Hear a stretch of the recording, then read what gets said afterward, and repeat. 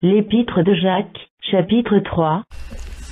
Mes frères, qu'il n'y ait pas parmi vous un grand nombre de personnes qui se mettent à enseigner, car vous savez que nous serons jugés plus sévèrement.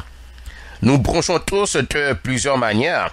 Si quelqu'un ne bronche point en parole, c'est un homme parfait, capable de tenir tout son corps en bride.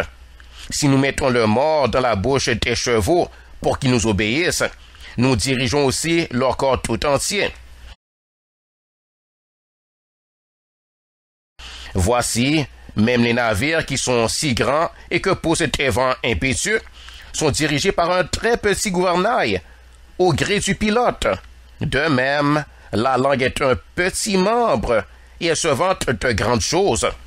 Voici comme un petit feu peut embraser une grande forêt. La langue aussi est un feu. C'est le monte de l'iniquité. La langue est placée parmi nos membres, souillant tout le corps et enflammant le cours de la vie, étant elle-même enflammée par la géhenne. Toutes les espèces de bêtes et d'oiseaux, de reptiles et d'animaux marins sont domptées et ont été domptées par la nature humaine. Mais la langue, aucun homme ne peut la dompter. C'est un mal qu'on ne peut réprimer. Elle est pleine d'un venin mortel. Par elle, nous bénissons le Seigneur notre Père, et par elle, nous maudissons les hommes faits à l'image de Dieu. De la même bouche sortent la bénédiction et la malédiction. Il ne faut pas, mes frères, qu'il en soit ainsi. La source fait-elle jaillir par la même ouverture l'eau douce et l'eau amère?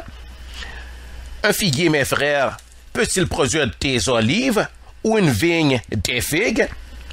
De l'eau salée ne peut pas non plus produire de l'eau douce. Lequel d'entre vous est sage et intelligent, qu'il montre ses œuvres par une bonne conduite avec la douceur de la sagesse? Mais si vous avez dans votre cœur un zèle amer et un esprit de dispute, ne vous glorifiez pas et ne mentez pas contre la vérité. Cette sagesse n'est point celle qui vient d'en haut, mais elle est terrestre, charnelle, diabolique. Car là où il y a un zèle amer et un esprit de dispute, il y a du désordre et toutes sortes de mauvaises actions. La sagesse d'en haut est premièrement pure, ensuite pacifique, modérée, conciliante, pleine de miséricorde et de bons fruits, exempt de duplicité, d'hypocrisie. Le fruit de la justice est semé dans la paix par ceux qui recherchent la paix.